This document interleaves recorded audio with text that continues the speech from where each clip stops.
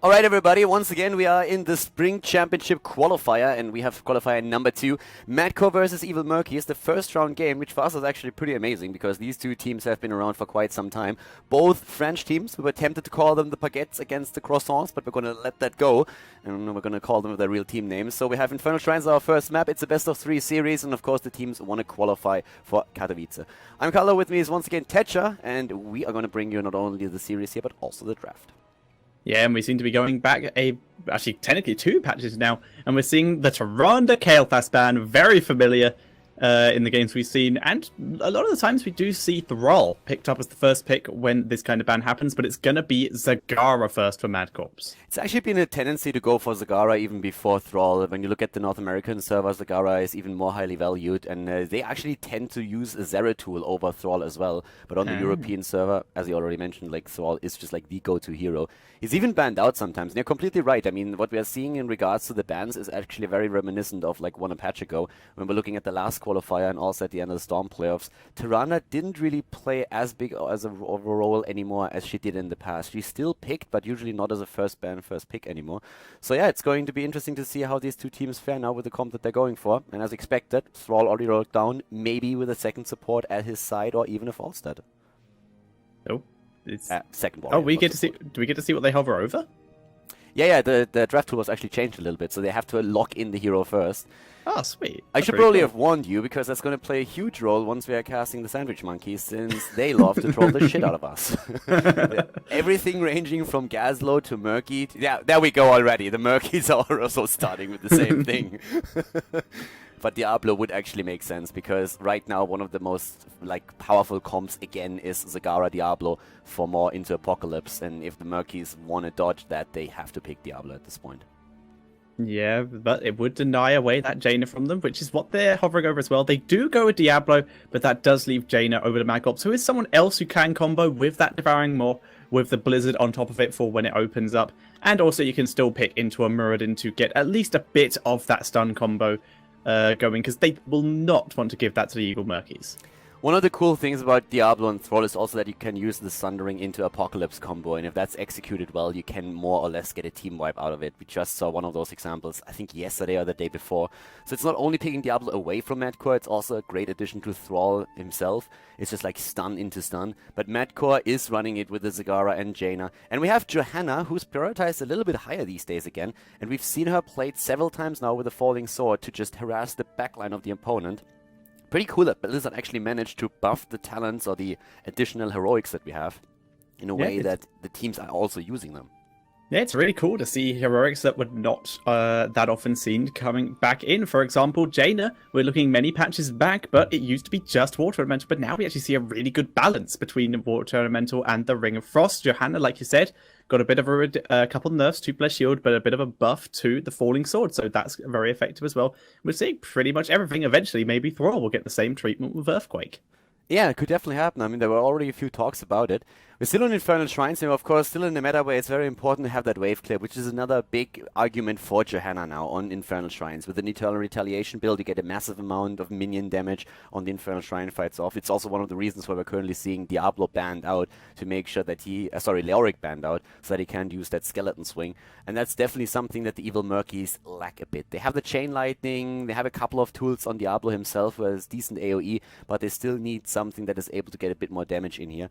And Stitches is one of those heroes, especially if you're going for that extra talent on level 1 to get that damage on Slam. But overall, the combination between Stitches and Diablo has been incredibly popular these last few days. Yeah, it's very powerful. Here comes a bit of draft troll rotation here. Going through Karateem seems quite reasonable, actually, so that one is probably fine. And that would give them just a very powerful combo. We see this so many times of the Stitches hook into 7-sided strike to wipe out just about half of a hero's health, and then it's an incredibly easy job for the rest of your heroes to finish that up, especially if you have Diablo holding them still to prevent them from escaping out of that 7-sided.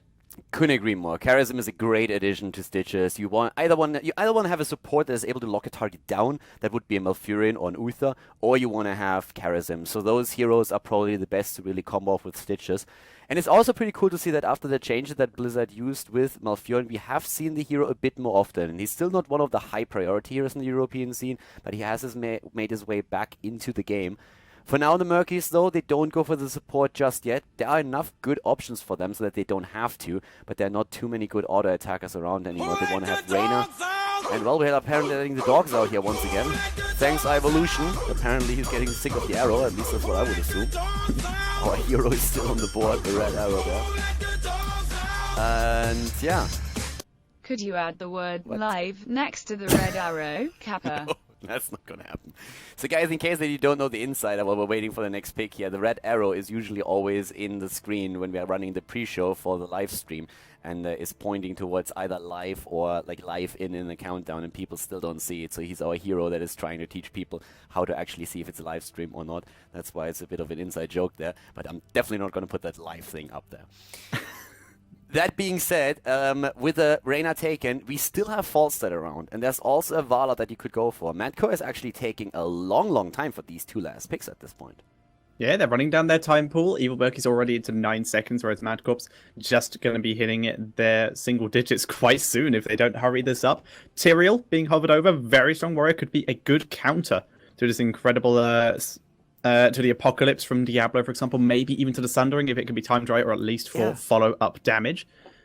That's actually something that I find a bit surprising. I would expect that people go more for Tyrael against the counter versus like Apocalypse, but these days we see it very rarely, and it feels like a very good move, since a lot of the wombo combos that exist just are based on the stun that Diablo can provide, and with the Sanctification on Tyrael, you can counteract that to a certain extent, and I really feel like it's going to become more popular again, and MadCorps is doing exactly that, and we're thinking about it for a long time, because of course Tyrael is also adding a few more things to the entire setup here, but they could have gone into a couple of alternative frontliners as well. The Malfurion pick, on the other hand, is still quite interesting to me. Helps, of course, thanks to Innervate with the mana on the side of MadCorps. Evil Murkies are countering with the Charism. But it's interesting that we have Malfurion now back after we just like a minute ago talked about him coming back into the meta. Yeah, Malfurion is actually sneaking his way back through a lot nowadays. He does actually come with a cleanse, but you do miss out on the increased heal duration, which to be fair has always been a decision that Malfurions have had to make. And the fact that he did get his healing numbers on his Q buffed a significant amount, sometimes you can get away with not taking that and going for that cleanse when it's desperately needed. Yeah, and well, with Charism, we have, of course, not this blow-up comp potential that the Murkies have. It's, to me, super interesting and fascinating that we don't have Falstad taken or banned. Like, oftentimes you see him over Reyna even because he just can fly across the map. In this case, not happening. But guys, well, the draft is done, so we're going to go into game number 1, MadCorps versus Evil Murkies. Map number 1 is Infernal Shrines. Let's find out which of those two French teams here can take the lead in the series. And we'll take it from there, jumping straight into Infernal Shrines now. Game number 1, everybody, at the Spring Championship. We have the Blizzard tournament going into the second qualifier, and to the left side of the map in our first round here today, we have the Evil Murkies going up against MadCorps. The two French teams here in the series, and to the left side is Q on Charism. We have Danatan on Thrall. We see Tank for the win on, guess what, the tank Diablo. Arcane on Reyna, and Tic Tac on Stitches. To the right side of the map, it is MadCorps with Nep on Jaina. We have Sonu on Tyrael, Lolini on Johanna, STK on Malfurion, and Kano is playing Zagara in this set. Infernal Shrines has already mentioned our first map. I'm Khaldor, with me is Tetcher, and we're going to bring you the coverage here at game number 1 between the Evil Murkies and MadCorps. We certainly are. And having a look at some of the talents from level 1, we see Stitches going for the Devour build, which you do see now and again. It basically turns into a siege build if you combo it with that last bite and the Wretchling later on, and gives you a huge amount of health regen. It can also still work into the tankiness build if you take the amplified healing to combo with the extra health you get back from that level 1 talent to your food. Yeah, Stitches in general has like a couple of really interesting builds these days and adjustments that players went for. I'm really liking it. Talking about build adjustments, we have a scouting drone taken on Malfurion as the level 1 talent, not even going into Moonburn, which is oftentimes the first talent to take since it provides you with extra damage against minions and mercenaries. That also includes, of course, those minions on those Infernal Shrines. So he's all about the vision right now.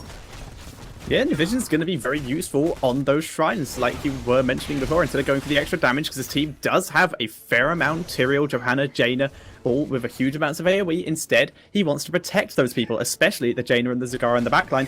What better way to do that to see where Stitches is to protect them from those hooks? Diablo went into Devil's Due as his level 1 talent, so we're not seeing Soul Feast here from him. He also chose the wrong tint on his mount, just saying. Like it's like I saw the color coordination with this skin and the white mount yesterday, and it is amazing. So tank already with a bit of a fail here, but we'll let that slide for now. It's not going to be game ending, but it's definitely not as easy on the eyes as that white mount. But of course the teams now with the first shrine activated, like all jokes aside, it's all about getting the level 4 talent before you actually commit with the entire team towards those minions in the first Punisher of the game. Yeah, the exact opposite of Hero League, basically. But for now, whereas like, shrine, go! The shrine is there! Let's run! Go! Why are you still at the bot lane? What are you doing? Well, for now, Johanna is actually getting a bit of a head start while the rest of her team soaks for that level 4, and that will work out quite nicely, because they are just right next to the lane. They can come help her, and they're going to take the risk of running bot to at least clear up the push that has happened from the blue team, while Johanna just continues to work these down. She's already 15 in, which is a really good head start, whereas bot lane currently being pushed a little bit by the blue team, but they're backing up and getting ready to roam with their level 4s to that shrine. Yeah, and right now we are seeing why that Eternal Retaliation build is so strong. The cooldown is basically reset after using Condemn if you do it properly. Eternal Retaliation as a level 4 talent, of course, takes Laws of Hope away from her, but she is rocking that. And we have at the same time Amplified Healing now taken. We're seeing the rampant growth of Malfurion, which of course also got a bit buffed. A very, very nice sustain build. And as you can tell, we don't see any kind of aggression towards that first Punisher on the side of the Evil Murkies. They're basically just saying like, yeah, that thing is too weak, let's leave it. We don't have a chance against this anyways with all the AoE that our opponent is running here, especially with Johanna. So let's just go for a bit of pressure, try to get a lead in experience, and then we deal with the Punisher once that starts happening towards the lane. Yeah, and Stitches did take that Amplified Healing on level 4 as well, so he's giving himself a lot of health regen. This does affect the Chew Your Food regen that he does get. And for now, that Punisher just getting annihilated. Didn't even take down the tower. Tyrael able to finish that off in the end. And getting body blocked in, Eldred's Mites out. But that was very close for him, actually. Only just going to get away. Tic Tac takes all damage at that Chew Your Food, giving him so much health back. Yeah, Danatan was jumping in from the top as well, hoping for a chance to take Tyrael down after all, but he got away. We have Tic Tac, as you said, at the bot lane, still soaking experience here. He had to defend against Jaina and also Malfurion. And the teams this early in the game still, they're still feeling each other out a little bit, just waiting for a chance to maybe get a kill in here. Neb might be the first one, and yes, indeed he is. Jaina is down, and the team's now heading straight into those level 7 talents. Yeah, and we're seeing the battle momentum on that Diablo, going to be getting his heroic up as quick as possible. Seeing no cleanse on the Karazim, just taking the rest. There's not a huge amount of CC on the side of the enemy team here. And are we going to see a cleanse from Malfurion? Is the big question. A hell of a lot of battle momentum. So no, it is going to be the extra healing again. Yeah, and talking healing, we have Last Bite on Stitches, so going for that Devour build as mentioned. We have the triple battle momentum by now on the side of MadCorps, running that talent on Tyrael, Johanna, and on Zagara. And to be honest, I'm very curious about that level 10 talent for Johanna now, because running battle momentum, if you're only looking at Condemn, is a bit of overkill if you go for Eternal Retaliation. So that battle momentum is definitely meant to reduce the cooldown of other abilities.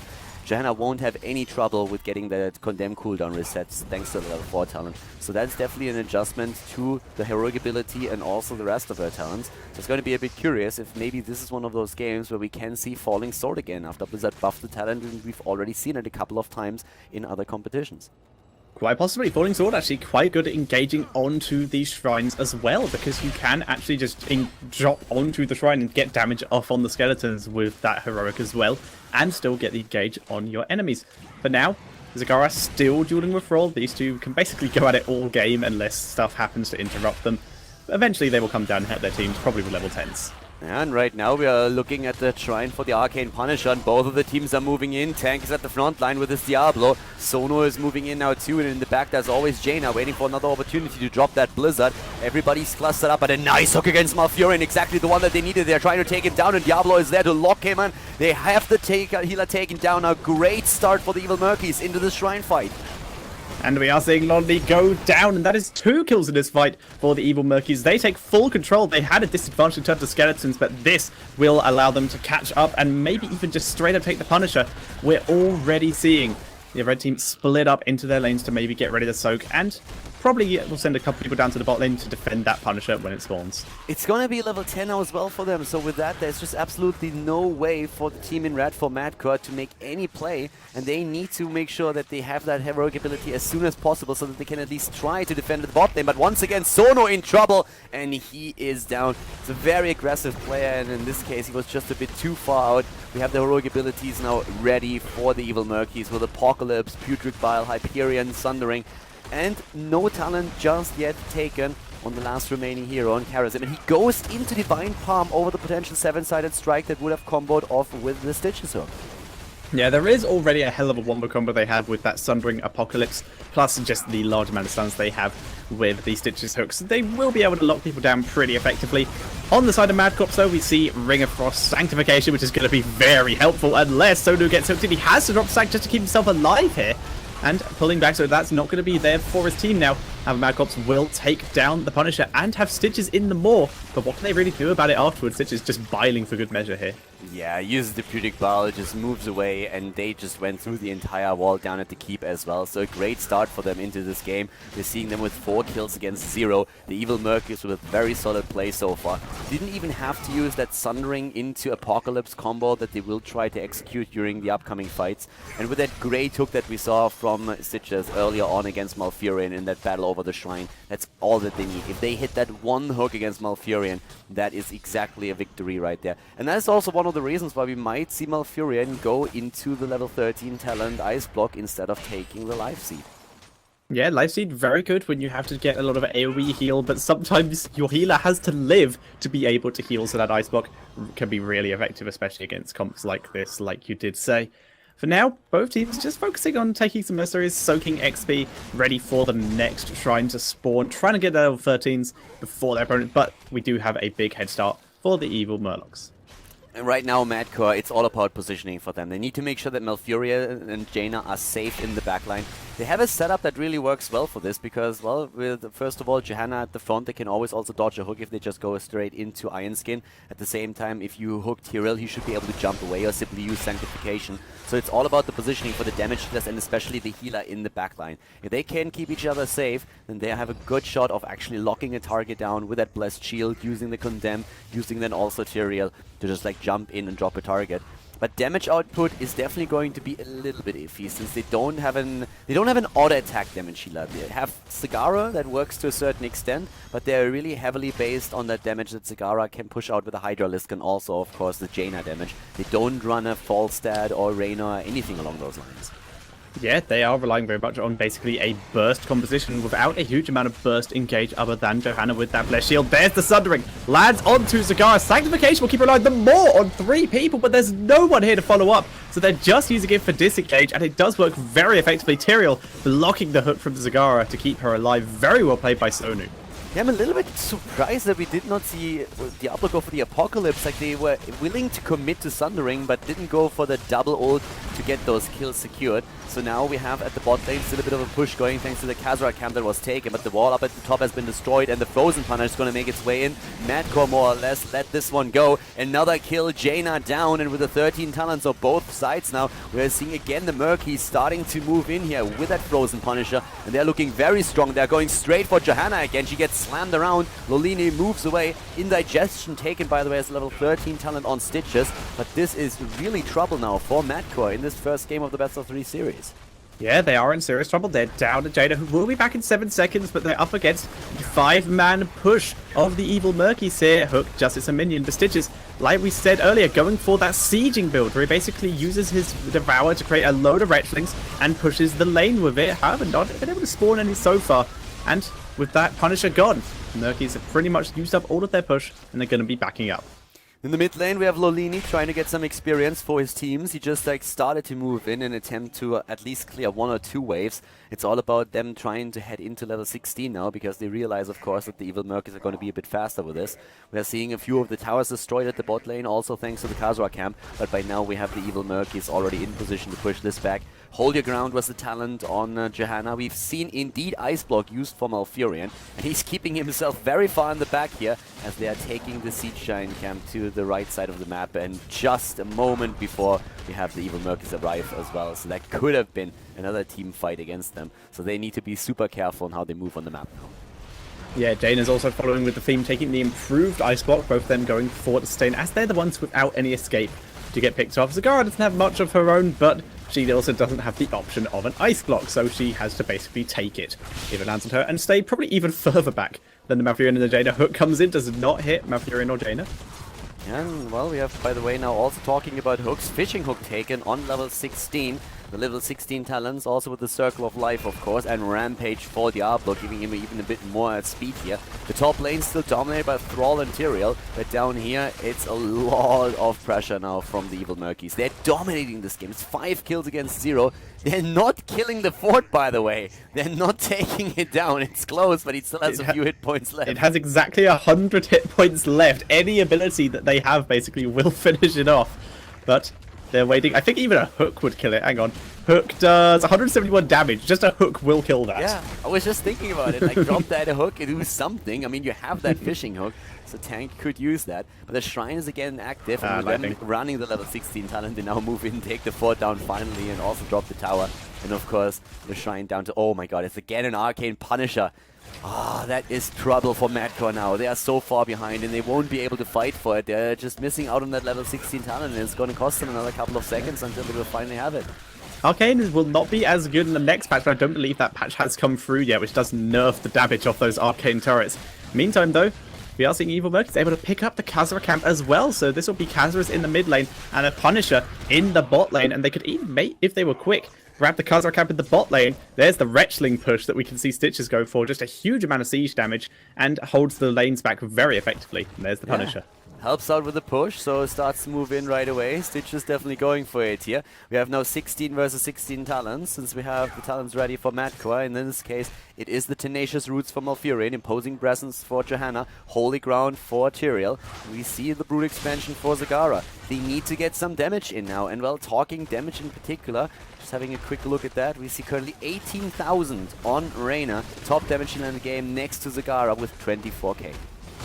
Zagara doing a very good job with this damage, thanks to the fact she can stay quite safe with her damage. Punisher getting a bit distracted, but that's not going to stop this keep from going down. And wow, just completely ignoring the Punisher of the enemy team, going straight for the core. Are the Evil Murkies here? MadCorps immediately reacting, but Nep getting beaten on by the Punisher, so he's not helping with this defense. Core's going down, the Apocalypse, and the Maw catches so many people. Malfurion with the Ice Block to keep himself alive, but the Core's going down, and it's GG. And the Evil Murkies will take game number 1. Typical case from can't be bothered to fight. Just go for the core, drop it, and the game is over. The lead for the Evil Murkies.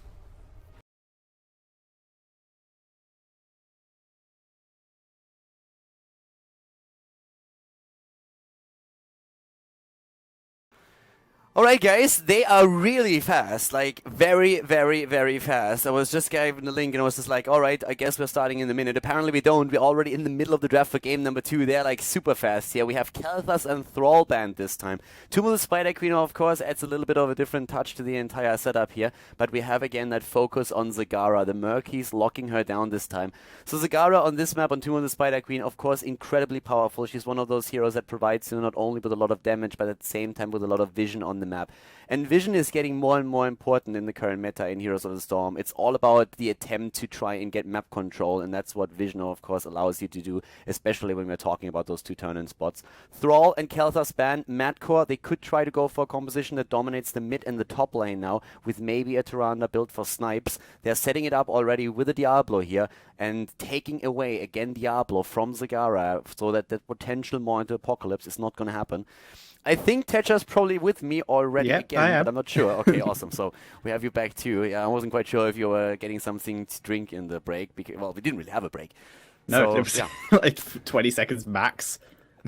Well, we have our Jaina and Diablo now for the start, and now it's time for the Murkies to complement a few heroes towards Zagara so that we have some combo potential going on for them. Yeah, and they're hovering over that Sonya since the Thrall is banned. Sonya is definitely the most popular hero in terms of Bruiser-style melee assassin is, as opposed to the Zeratul style of melee assassin that we've been seeing, like you said, in NA a little bit, and also Korea, been playing quite a bit of the Zeratul every now and again. And there is that Sonya. Very good sustain, very good damage, just a solid hero to pick. And there's a good chance they might pick up Tassadar as one of their supports, or at least ban him to prevent that Oracle being used against Zagara's creep tumors.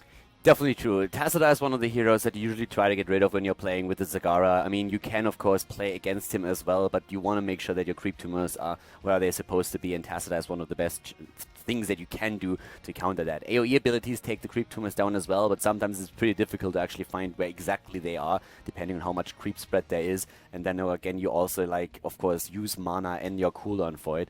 Stitches, as we've seen in the last game, would be another great choice for them, especially since at the 2 turn-in spots you can, of course, use those hooks to not only cancel the turn-in, but also hook a target out and then try to drop it.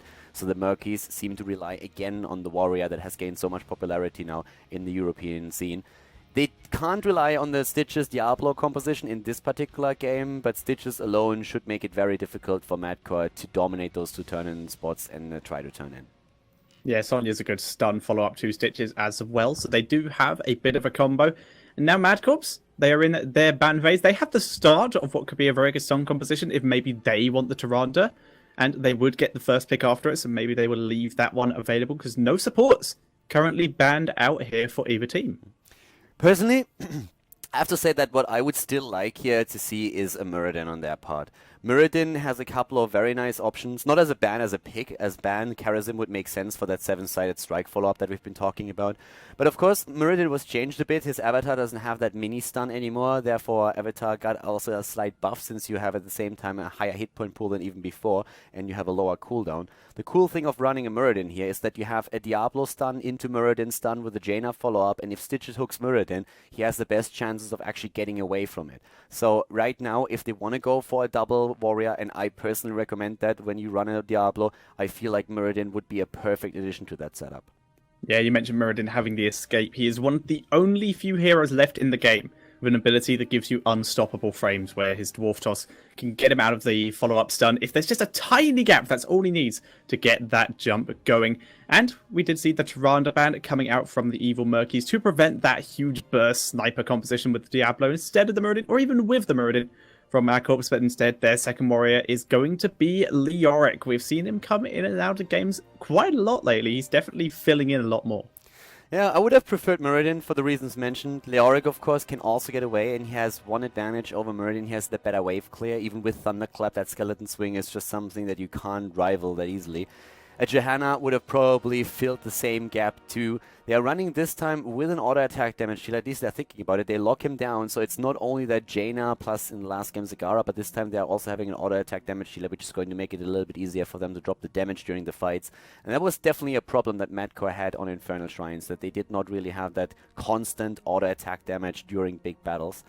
For the Evil Murkies, on the other hand, I mean, they still need a support. We're once again talking about the potential to head straight into a Malfurion for the root and Uther for the stun. Uther would also work quite well with Sonya, but what they also need is a bit of auto attack damage, and that's where I could see Falstad come into play, or Vala. Yeah, Falstad's still very popular these days in terms of the damage, but not seeing as much light as he used to, despite the fact Reyna is the hero who got the bigger nerf that in the couple patches ago. He's still getting played quite a bit more. Now, Furion pickup from the Evil Murkies. They have a lot of AoE healing now against that Jaina, but single target damage still potentially there, and there is the Vala as that final pick. Yeah, Vala offers just a bit more AoE, so you have more wave clear. Falstad is the better hero when it comes to the single target damage, but with the setup that MadCorps is running, with the Diablo, who has a lot of AoE, Jaina, same, Leoric, of course, has great wave clear, you probably want to have something so you don't like push back too far. They also have a couple of heroes that they can use here. Stitches rarely goes for the adjustment on the extra damage on his slam on this map in particular, since you get with Hungry or more so many more stacks. Of course, they could still go again into the build that they showcased in the last match, where they just go for massive sustain thanks to amplified healing. But if you want to go for a stacking talent, this is definitely the map to use it. And MadCorps, they do what we've been talking about a bit earlier. They go for Tassadar. Yeah, we were talking about Tassadar as the counter to that Zagara pick. Very strong to help clear up those creep tumors. And the Force Wall, a smaller counter to Stitches and Sonya in the fact that it does, you can, if you place it right, take someone who has been hooked and get them disengaged from those melee heroes, which can work very effectively.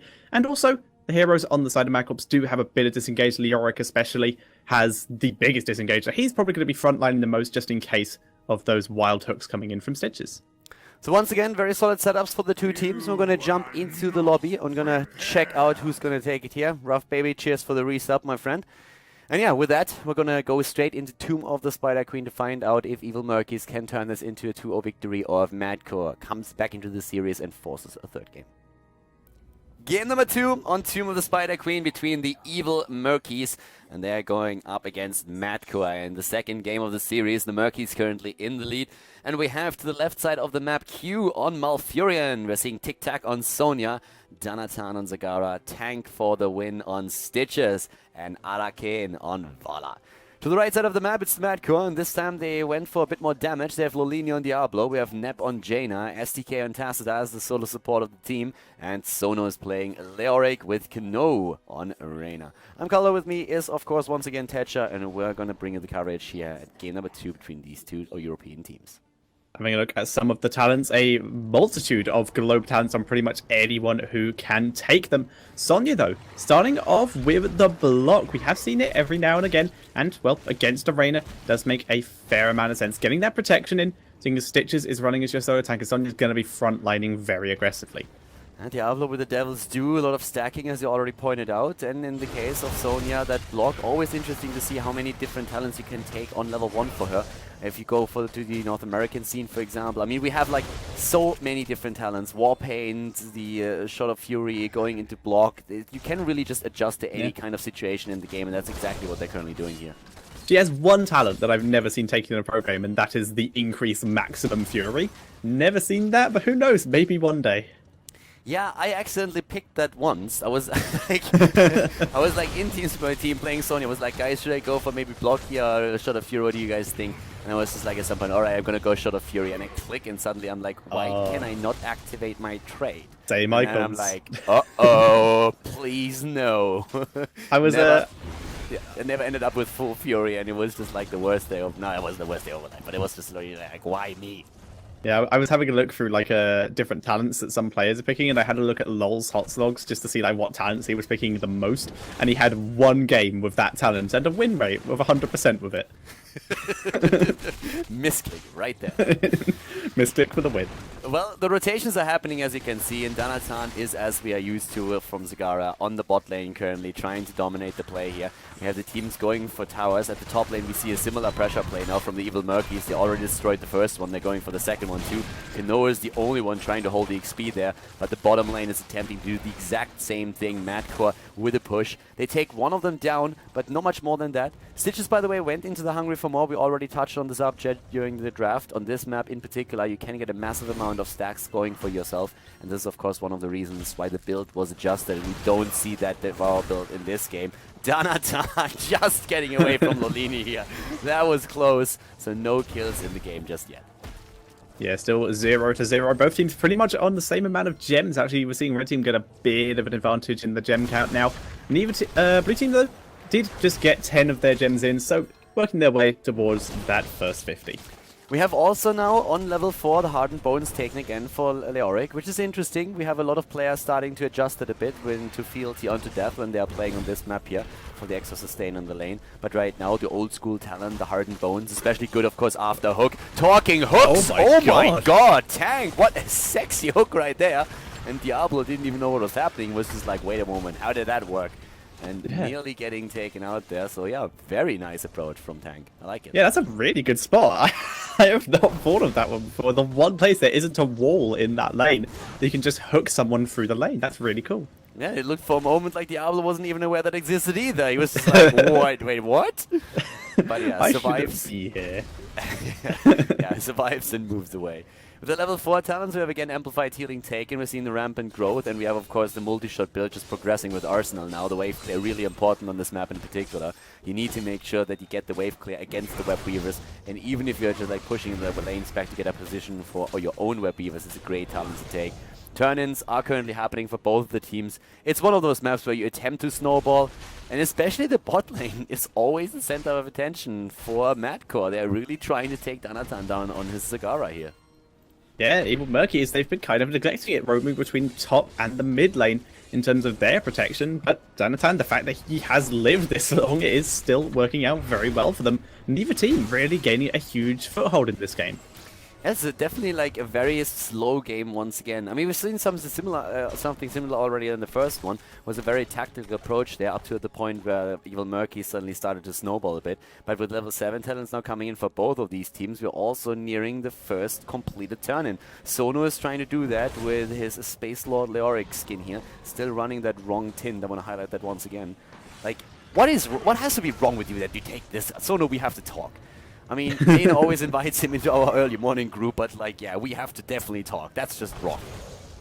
It is definitely a little weird. Great skin, definitely the worst hint on it. First turn-in finally happening over to the red team here. And they're going to be getting ready to go quite aggressive. None of their lanes are that pushed up, though. Zagara are de-pushing that bot lane, so all of the lanes are going to be about halfway. So they're going to need the support to push through.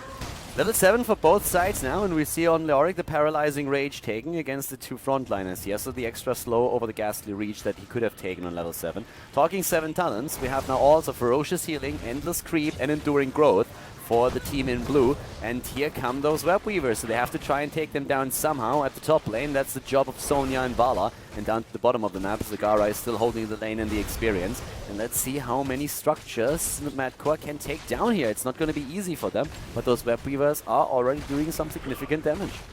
Tank for the win, really timing that hook well with the gate dying, but was unable to land it. So MadCorps just pushing in here, but web weaver's going to be killed off pretty quickly by Zagara, and top has 2 people defending it already. It will be cleared up, and Evil Murkies doing a very good job of clearing these up. All the web weavers are already dead before losing too much other than a tower or 2. Yeah, the first web weaver is just not that strong. Tic Tac is moving in again with the whirlwind, and this might be an opportunity to drop a target. They go for Lolini, the hook hits, and even the ramp, the growth on the bot lane, at the bottom is making sure that Diablo can't just simply walk through. So they get the kill. First kill in the game, by the way, 6 minutes in, and now the blue web weavers are going to be descending since we saw a turn in at the bottom. Danatan is being attacked though by Sonu and Reyna. Both of them turn around since they realize that they won't be able to get the kill. Yeah, Danatan completely safe in the spot lane. He's been making great use of his creep. He has that endless creep as well, which is why it's been so hard to gank him. He's been having the regen, been getting the vision, doing exactly what a Zagara should be. And right now, Tassadar has not been in that bot lane enough by the looks of it to start clearing up that creep. Yeah, we have a lot of creep spread, and especially with endless creep, you get, of course, so much vision. Tank with another attempt for the hook, immediately the root on the ground as well. That's, of course, the whole idea of running Malfurion here, trying to lock the target down. Right, for now, we have the web weavers pushing, and they're pushing hard at the bot lane together with Zagara. There's a level 10 abilities with more already picked on Zagara. Strafe, Putrid Bile. We see also rather the Berserker and Tranquility locked down against Diablo once again after the hook. Lolini in trouble, gets shielded, but still dropped. And this is once again the Evil Murkies starting to push in to get the first fort of the game. Yeah, Diablo, even with that lower revive count in terms of souls, not been able to take a lot of these fights and not been able to revive every single time. He's even got the extra health in terms of souls, but he's still getting focused down because he has no escape. Web Weavers still doing their job. They're finally being finished up, but that's not going to protect that top fort. So 2 forts down in favor of the Evil Murkies, able to take great control in this game. Yeah, very well played so far. The 4 at the top lane is already eliminated. The 1 in the mid lane and at the bottom, not just quite. But we have them with very nice pushing power here and a slight lead in experience. So they're going to try and get that second turn in, and they have the gems to do that. And that's the immediate reaction. We have nobody trying to even contest that. A bit weird that MadCorps is not trying to stop them. So a double turn in indeed for the Evil Murkies, and they are going to try to fully capitalize on it and snowball it to level 13. Yeah, and that's what they can do here. If they get that bottom fort, which is definitely going to go down, and then maybe push on a bit further, we are seeing MadCorps regroup, though, and they're going to try and defend at least that mid fort. Bot fort does go down, making it 2 forts down. Mid will not last too long, but the Web Weaver's getting focused very aggressively. In the meantime, Evil Murkies, they're just like, well, bot lane's pushed all the way up to towers, so we're just going to keep going. They want to defend mid lane. We can deal with that at any point we want, so we'll just take the advantage that we have. And it's great for them. If they go through the wall here, that will expose the keep, and that's exactly what we're seeing. We have 2 of the towers already down, the gates 2. Zagara needs to be careful. The positioning was not the best. Here comes that Entomb. It has been dropped. Where's the Apocalypse? There it is. The kill against Zagara. Great for MadCorps. They get their kill, and they're trying to fight. Apocalypse is down. Ring of Frost in play. And we have the immediate pressure against Leoric. Once again, MadCorps has to move back. The Evil Murkies, they're not letting go, though. They're still pushing in, trying to go for keep now.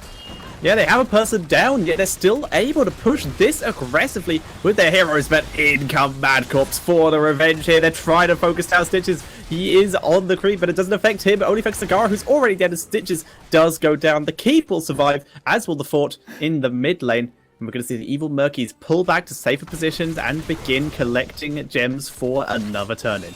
Douchebag Malfurion just runs away like he had a chance to try and maybe put down a root or a heal for Stitches, but he's just like, screw that, I'm safe, that's all that counts, let's get out of here.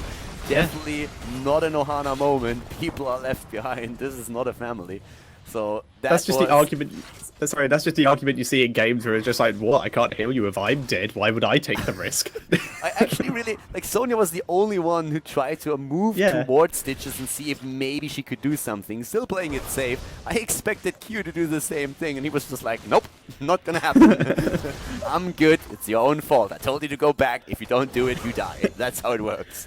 Yeah, I'm glad we could see pings in the observer client, because there wasn't any of this situation, but just in some games where you just see someone spamming the retreat ping, just like, dude, get out, we need to leave, and then that someone else dies because they didn't listen. Well, we have Lifesteal even taken on his part, by the way, so full heals on Malfurion. We have also Frostshot now on Relentless. And at the same time, Reyna now heading into the Giant Killer to put a bit more pressure on, in particular Stitches. There's the hook and the lockdown attempt. Very well played here. I mean, that keep at the bot lane, it hasn't fallen, but it's still a situation where MadCorps is, of course, heavily pressured, and they didn't even take down a single fort yet. Stitch is a little bit stuck. Takes a bit of damage. Nice force wall by Tastar. Delaying it long enough for the turn-in by MadCorps, so they're going to be able to get even more pressure here. However, with the Bruiser Cup in the mid lane, that lane's going to be fairly secure. Bot lane, though, has taken a little bit of pressure, so they could try and rotate down there and use the Web Weaver in the bot lane to try and get their first fort of the game. And right now we have pressure in the mid lane here. Talking heals, by the way. We have Malfurion on 18,000, comparing it to the 26,000 on Tassadar. First Web Weaver, well... it's gone. Yeah, very fast. And well, at the top lane, Stitch is already taking care of the second one, and that third one is still has to travel a long way until it finally reaches the structure. There's the Entomb on the other hand. Where is the Apocalypse? Hasn't been used yet. No combo, but Vala still down. A great kill here for MadCorps. 3 kills against 2 now in their favor. Diablo with the tackle into Stitches to prevent the hook from being followed up on. Very well played, saving Reyna. And they're able to pick up the kill, and they will get this top 4, their first of the game. In the meantime, Zagara is in the bot lane, clearing up the bottom Web Weaver to make sure no extra pressure is coming in. But MadCorps able to get that 4 and 2 kills, bringing themselves a little bit closer to coming back into the game. They're only a small amount of XP behind now. Yeah, and let's be honest there for a second. That hook was not Stitch's smartest idea today. No. It was just like, okay, you have a 4 versus 2. You don't want to hook that guy. So hooks them in, and that's one of the reasons why he can't move back and gets actually taken down. It's when you play with the first time Stitches that tries to land every single hook and then lands that hook that kills like 3 of your teammates, and everybody's like, why did he do that? He's like, hey, I hit it, I got him. It's your guys' fault for not killing him, that's your job. Yeah, you got him, but then he killed all of us because we didn't have hit points. Oh well. Level 16 talent is still going to be faster for the Evil Murkies, so they have that going for them. The problem that they're facing now is that we have a lot more gems for the opponent's team, and we could actually theoretically see even a completed turn-in for MadCorps. Yeah, it looks like that's what they are going for. Leo currently has most of their gems. He needs to try and sneak towards the turn-in point. Reyna, though, picking up some others. Saber Diablo, they're going to try and get in a couple more there. Whereas, in the meantime, Evil Murkies trying to prevent this, and they do get the hook with that fishing hook onto Diablo, but they don't have enough heroes here to drop enough damage to get it, and there is, like we said, a full turn-in for MadCorps. No escape taken for Sonya. Wants to have even more follow-up speed. Tenacious Roots on 16. You mentioned the fishing hook already. And the 16 talents that we're seeing for the opponent with the Rampage on Lolini's Diablo. We have also Bullseye taken, Unyielding Despair. An interesting adjustment, by the way, on Tassadar's build. We haven't really talked about it yet, unless you mentioned it and I missed it. We have a Shrink Ray over Prescience taken now. So apparently really valuing Sonya, or like trying to disable Sonya as much as they can, but still going for the dimensional shift here to get a bit of extra heal and sustain, but valuing it highly enough to go Shrink Ray so that Sonya can't snowball in these fights too heavily. Yeah, it does make quite a bit of sense. She is one of the biggest threats, especially to the backline heroes like Jaina. So being able to mitigate her damage that little bit does make a lot of sense. And now MadCorps really snowballing with the small comeback that they managed to get this forward as well, and they're going to keep pushing. Webweaver still has over half health. These things do tick down in health slowly, so it will begin to work its way down. The Murkies, though, positioning for a wraparound engage. The Bile activated to try and cut off the escape route. Quite a few of the heroes of MadCorps, though, have gone to the upper area to try and escape that way. Leo takes some damage. Kadu gets hooked over and annihilated there. Very nice hook from Stitches. Awesome, really good hook, and that resulted in the first kill. They're trying to... Oh, the Maw! Triple Maw! And Sonya is there. They're trying to go for the kills, and they get the one against the Auric, and they're not stopping there. Once again, Jaina is dead, and Lolene is about to die too, as Tacita is trying to escape. Moves to the left, dodges the hook, but Arcane is already on the job. They don't go for Tacitus, though they decided to instead just go for, I assume, Boss. And yeah, they are moving exactly over there. So great situation here, once again, for the Evil Murkies after this amazing hook against Reyna. Yeah, that was a really nice hook, and, well, the Entomb uncancelable because the Auric got stuck in the Maw that actually trapped Tassadar. Tic-Tac taking a lot of damage and having much trouble with the Tornado here, but they will be able to get the boss. Tassadar and Diablo will not be enough to delay this. Auric and Reyna also back, but now they have a boss pushing their top lane. And in theory, the Evil Murkies could use this opportunity to go down to that bot lane and finish off that keep. For now, though, they're actually just going to finish up their full turn, so now they have Web Weavers pushing as well. Yeah, Web Weavers and Boss are starting to push the top and the bottom, and that is, of course, a perfect situation for them. They were actually starting to struggle a little bit. MadCorps definitely coming back into the game, even taking a slight lead in experience, but now it's once again reversed roles here. We have Tank trying to go for another hook. This time he misses. Now Furin is joining the team. The boss is already halfway defeated, but starts to go for the structures. The lane's still being pushed, but mid and bot lane, and that's not going to help them. They need to go for the keep up at the top, since the rest of the waves are not going to even reach the structures here. Yeah, they're busy de-pushing very pushed minion waves. MadCorps did a very good job with that. So they're putting all of their effort, including a lot of task options. Chato gets hooked in, did not have dimensional shift. So he goes down, no more shields for that keep, and as such, that keep will go down here. We're going to see MadCorps pulling back here. Solo taking a lot of damage, trying to get out with that Wraithwalk, and he does. Not having prescience, definitely the downfall of him. Oh, the wombo! What a damage output there! Great play on the side of MadCorps. They get the double kill, but they lose Diablo. He's going to be back in a moment. Sono is still surviving. Kano taking a lot of damage as well, but after they took the keep down, they can now safely retreat. They have 2 heroes lost already, but they have the lead in experience. But we've seen some great combos this game, actually. And this last one, dropping Zagara and Stitches, was pretty cool.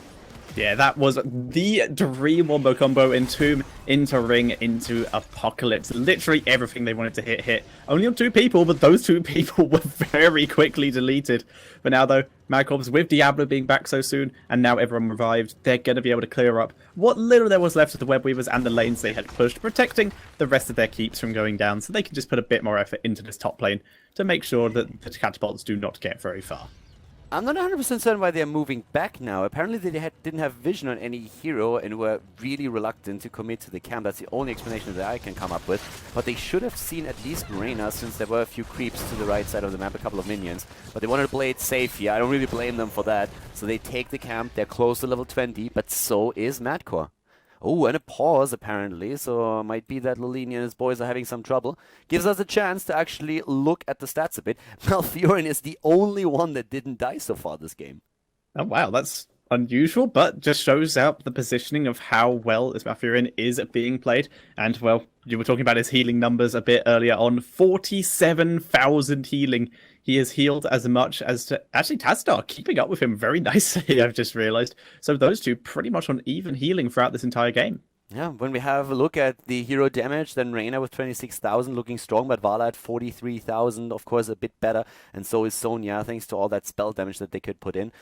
The troubles, whatever they were, apparently some mic troubles with voice are also resolved, and that brings us now closer to level 20, where both of the teams are also aiming for another Web Weaver wave. And this still is anybody's game to take. We have 7 kills against 8, level 19 versus 19. Both teams are going to head into their Storm Talons next, and this is just about the team fights once more. All about the positioning, all about those hooks, all about the attempt to dodge that combo with Entomb, Apocalypse, and Ring of Frost plus Jaina damage. Yeah, and both teams with their level 20s now. We're seeing the Storm Shield on Malfurion. Nice Force Wall or Force Barrier. Oh, the dimensional shift to dodge the hook from STK there. Such a good job. hardened shields on most of the warriors. Yorick yet to pick his turn. He entombs, does not catch anyone. He's to cancel that. So Steve get through. The Apocalypse, though, hits quite a few heroes. Strafe doing loads of damage. Hyperion wailing on the backline.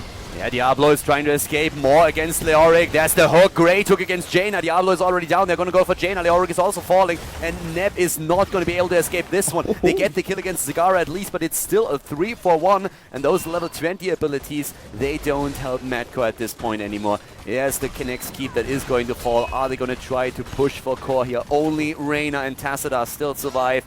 And the Evil Murkies, they see an opportunity and they try to finish the game.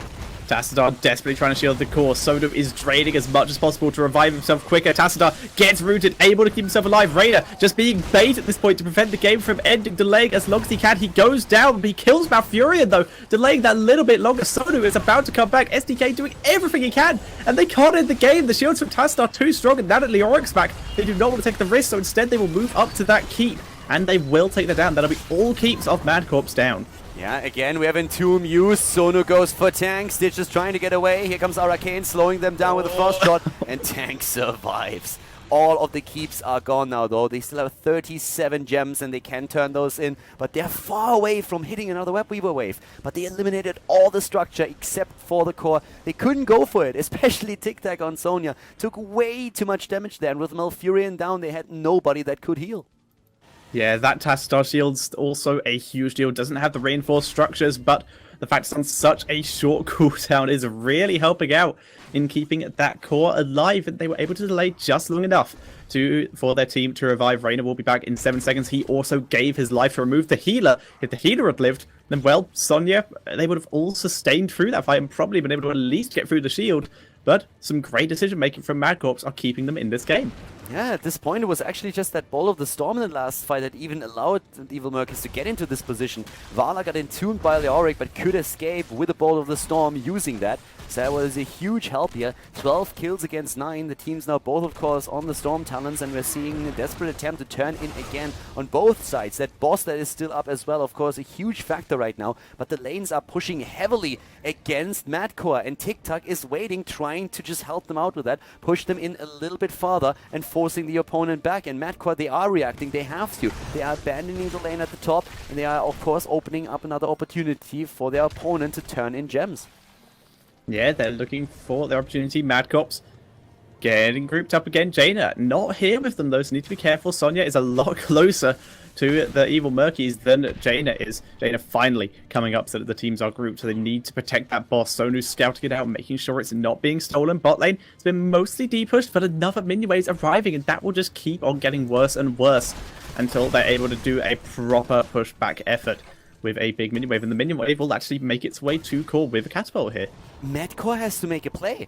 They need to do something, because if they run up against the Web Weaver wave, I don't know how they plan on holding their core against all 3 lanes pushing in with the Web Weavers. And they apparently agree. They start to move in. They are going for a more aggressive stance now. Sonya is taking a cam at the bot lane, though. That might be an opportunity. But MadCorps, they realize that they can't just sit back and wait until there's a completed turn-in for the Evil Murkies. They have to make something happen, and that's what they're looking for right now. They're looking for a fight. Yeah, that was their opportunity to try and go in while Sonya wasn't there, but they have to go back because the minion wave has actually started working down their shield. The catapult's being a pain. Jada is the one that goes back. Minion wave will clear it up, but another minion wave will arrive very shortly. And with a set of siege giants there is very little that MadCorps can do other than, at minimum, defend that bot lane. Sonu denying the turn at least. That is something they need to keep doing. And with the Tassadar shields, he's able to do that for quite a while now. Jaina is still at the bot lane, had to defend against those siege giants, but here comes Tic Tac starting to move in. 7 gems at this point still available to Evil Murkies. It's not a completed turn-in, but they're getting closer and closer right now. If the team in red can turn in first, that would help them, of course. They are very close to getting a turn-in themselves now, but we see that bot lane pushing hard. There's still 1 siege giant, or at least there was, and those catapults are going to push this back even further. And again, we have TikTok on the move, trying to put additional pressure on the lanes now. Yeah, seeing if that mercenary camp's being stolen, looks like he's gonna at least soak XP there, see if anyone's going down to defend the lane and wants to try and catch them and burst them down, because it's been Jaina who's heading down every time. Actually, she's going in. Yeah, and for now we have at the same time Sonya moves in, forces them to go back, and this is a win-win situation right there. If they TP back, then Sonya force them back and the rest of the team can turn in, complete the turn. If they don't, then the core is going to lose even more hit points, and Sonya is just like trying to help the catapults to go straight for the core. The blue web weavers are also descending. It's perfect. They get the turn in with 4 heroes, while Sonya is helping the minion waves out. Now the turn in is completed. The web weavers are going to be descending, and MadCorps, they are going full YOLO now because they know that they won't be able to hold this. Yeah, they need to fight. They need to get a clear and then maybe just push for the win here. But they're in so much trouble. Sonya in a good position to try and engage there. They find Sonu, do a lot of damage to him. But he is getting a lot of a very good drain here. The good more, though, they're ready for the follow-up. Minions are on the core here. Into the Devouring Maw does run out. The huge combo. Down goes Malfury for start. That is all the healing gone. But Lonedy will follow. He has enough for a revive. But Valor taken down below by Zagara. Reyna able to survive, though, and micro his way away from the engage. The Red Weaver's already at the core, though. Web Weavers at the core, Nep defending, Lonini as well. Down here, Tank has to get away from Reyna, and he does. Everybody else is now starting to move in. 3 heroes are still alive for the Evil Murkies. They're just trying to buy time. They don't even have to go for the core. They just have to buy some time. And the more time is being used for the chase, the more time they have to finish the game. The game's over. The Evil Murkies with a 2-0 victory now against MadCorps. GG and well played. They advance to the next round of the Spring Championship Qualifier. And that is it, everybody. GG and well played. The game's over, and therefore also the video for today here on Khaldor TV. We had another great Heroes of the Storm match, and I hope that you enjoyed it. Also hope that you enjoyed the commentary, of course. So thank you very much for tuning in today. If you enjoyed the video, make sure that you give it a thumbs up on YouTube. And of course, if you haven't subscribed to Khaldor TV yet, you should definitely hit that sub button as well. If you have some friends that like Heroes of the Storm, then definitely make sure that you show them the channel and also the video. There's a lot more where that came from. We're going to have like continuous content throughout the next few weeks with more Heroes of the Storm matches played, not only on the European server, but also on the North American server, in tournaments, in leagues, and more than that. So guys, once again, thank you very much for tuning in today. I hope that you had some fun. It was a pleasure casting for you. And I'm going to see you next time with even more videos here on the channel. So have a great day and see you soon. Bye-bye.